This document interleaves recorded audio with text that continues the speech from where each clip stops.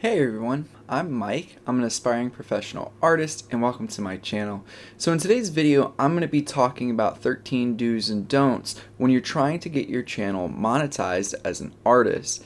So I've actually had a pretty interesting experience. It's taken me a little bit longer than most, but I wanted to share some of those experiences with you so maybe you could get there a little bit faster.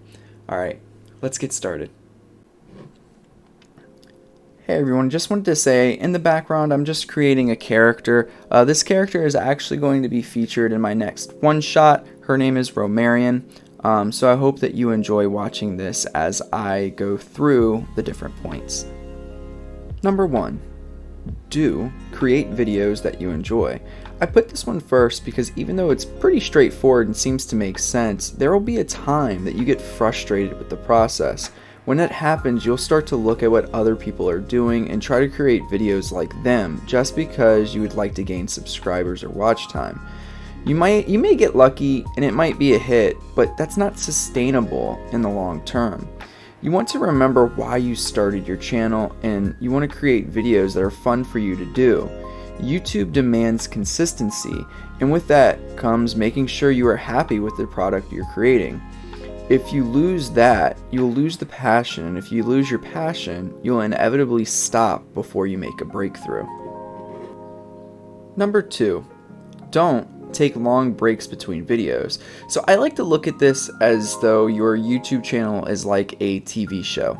How invested are you in TV shows that air the next episode of their series 6 months down the road? And that's consistent throughout the entirety of a season. More than likely you would forget about the episode or the show and move on to content that is similar but is coming out more consistently. So I would say that the exact same scenario is true of your YouTube channel. You want to probably try to make content at least twice a month. I would say realistically once a week is better, but twice a month might feel a little bit more sustainable. I'll talk about patience a little later, but I would have gotten to 1K subs much earlier if I would have been consistent. I took 2 large breaks in my YouTube creating career, and it definitely slowed my process down quite a bit. I think that after maybe 8 months I took like another 8-month break, and then I went for a few months and I took like a 3 or 4 month break, and then I finally started to make videos pretty consistently, and that definitely helped my channel grow much more rapidly than it was prior. Number 3, do consistently work on improving your art. So this one again might feel a little self-explanatory, but you can get lost in the sauce of just trying to make videos better, and remember you are an artist, so the better your art is, the more likely you will be to catch someone's eye in the video. If you're an aspiring artist, you probably find yourself watching people like Mark Burnett, Proco, or David Finch create a piece regardless of the content that they present. This is what you want to aspire your art to be like. You want it to be entertaining just for people to watch you draw because of the product that you're creating. The more that you improve, the more likely people will be to subscribe and watch more of your videos. The other thing too is the more that you improve your art, the better your thumbnails and things like that are going to be, and that's the first impression that people get of your video. So that's why this one is so important. Don't forget, as an artist, one of your best tools is your art. So you want to continue to sharpen that tool as you work on your content for your channel. Number 4, don't forget your channel's theme or goal. So I actually talked about this just a little bit ago, but this is almost like a 2-parter. You want to make sure you attach your channel to something. My channel, for instance, is about creating mangas. If I were to criticize my channel, I would say I haven't done a great job yet of showing how to create panels, which is an essential piece of creating a manga. But I have done a pretty decent job of discussing things like art supplies to create manga, other content creators that might be helpful that are within the same realm, how to create and draw specific things that will come up as you're trying to create a manga, and also how to write manga as well. And those ones are actually some of my most popular, are the writing ones. The second part to this is your goal can't just be to make money, because then you have no idea what your content is and how to study that content and give it to your viewers in a way that's palatable, right? So the other part of that too is that doesn't come off as authentic. You want your viewers to feel like you care about the subject that you're trying to teach them about. And if the only thing that you actually care about is getting them to subscribe, then you're not going to be able to retain them and have their attention span stick to your video.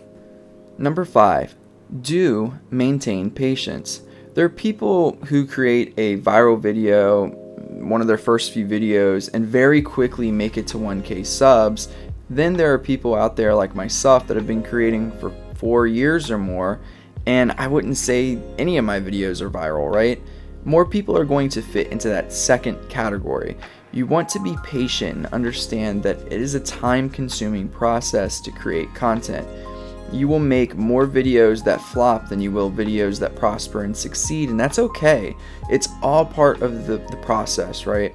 People have to discover you, and that takes time. It's definitely frustrating at times, but just be consistent and patient. You never know what video will take off.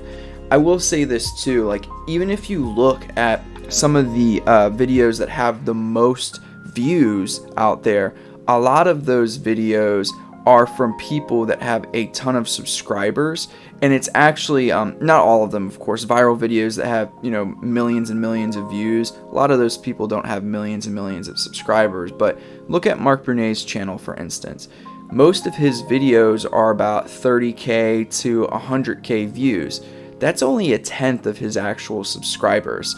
So even though that might feel like a viral video to someone like you and me, it's actually a video that's just hitting a portion of his population and they're consistently watching. So just remember that as well.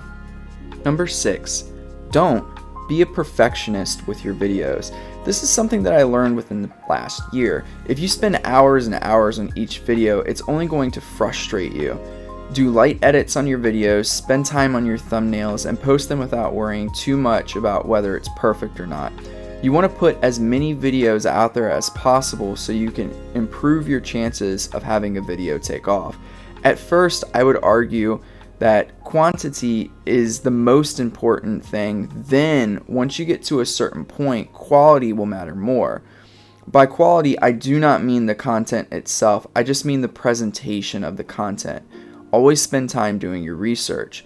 But if you want to see a really good example of why I'm kind of recommending this, actually, if you look at my live streams versus my actual videos, my live streams are much more popular than my videos are, and they're actually much easier for me to make.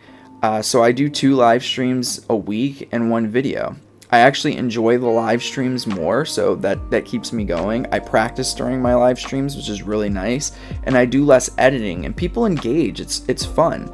You don't need to be perfect. You just have to create the content and keep going. Later on, you can start to fine-tune what the editing process is and things like that, because that will become more important later on down the road.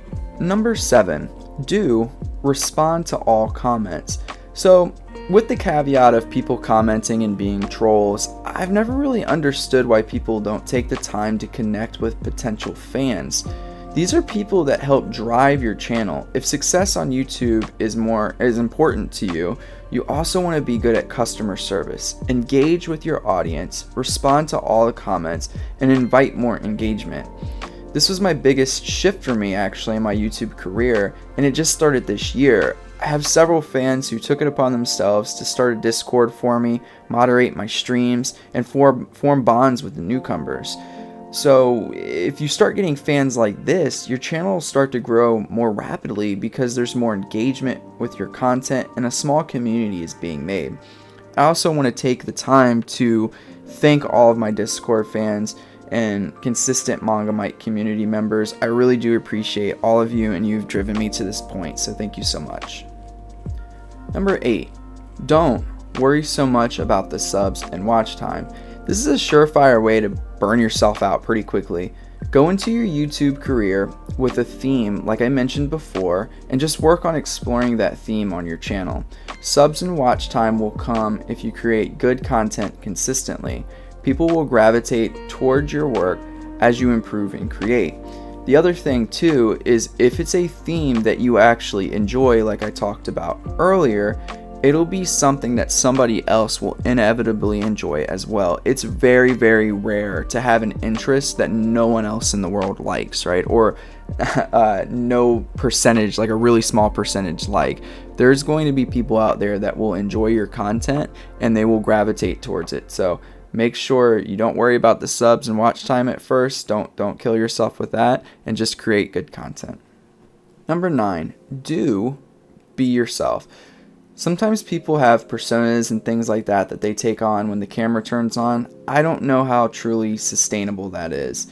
Some people definitely have success with it, like Ethan Becker, where I'm sure he isn't always like that, but he's just trying to entertain people. But I think 9 times out of 10, you're better off just being yourself. I never try to be someone I'm not on my channel. I'm not an extraordinarily funny guy, for instance. I might laugh at everything, but I myself am not too funny. But I like to think of myself as a nice human being who cares about and wants to help others. So that's what I move forward with on my channel. I try to be as wholesome as I can because that's who I think I am, right?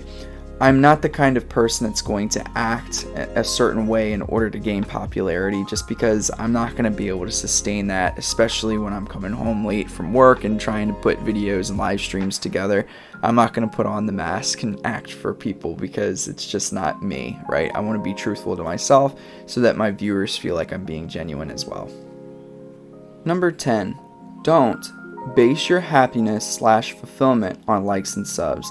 Now, I don't want to come across as being too preachy, but this one's really important to me. Your subs and likes are not equivalent to your value as an artist or a human being. I was not part of an art community before I started YouTube. My art was also pretty bad as a beginner as well, and I had almost no views on any of my content for my first year or so of creating. There were times that it was upsetting, but I had to remind myself that I wanted to document progress as I came closer to becoming a professional artist, so everyone could see the hard work that I put in order to get to where I wanted to get to. And I also felt that kind of documentation hasn't really been done too much on YouTube, besides, videos like drawing for 100 days straight for the first time to see where I get. So my happiness was more based off of just completing tasks and being productive when I could. I feel like I've accomplished that in part, but I will continue to work on my craft until my goal is achieved. So my fulfillment is more intrinsic than it is extrinsic. I'm happy with the effort I put in, therefore I'm happy with my channel and its content. Number 11, do post on other social media platforms. So this is one that I'm doing a really bad job of currently. The more platforms you are a part of, the more synergy you will create. There are people that may come across your art on Instagram, really enjoy it, and look at your channel and see how it was created or the steps that you took or wherever, right? There are going to be people on Twitter that do the same, Facebook, TikTok, etc. Use all of those platforms to your advantage, because any way that you can expand your net to grab more people is going to be beneficial to your channel in the long run. Number 12, don't compare yourself to others. Now, this comes with a little bit of a caveat. There's always a little bit of value, or nearly always some value, in looking at your own work than looking at others in order to improve. But don't look at other channels and get upset at their growth versus yours. There's a little bit of luck that's associated with YouTube sometimes. People who have been on the platform for years know what to do in order to create a video that will be popular. But as a beginner, you don't fit into that category quite yet.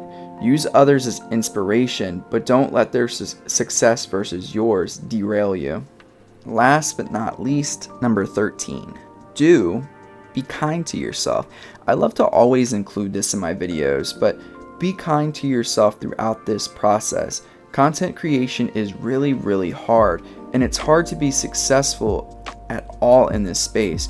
Just remember, someone out there could benefit from your hard work regardless, and you are benefiting every day just by trying to work towards your goal. Take a moment to appreciate yourself and your efforts regardless of the outcome. All right, everybody. So that's it for today's video. I hope that you have enjoyed it.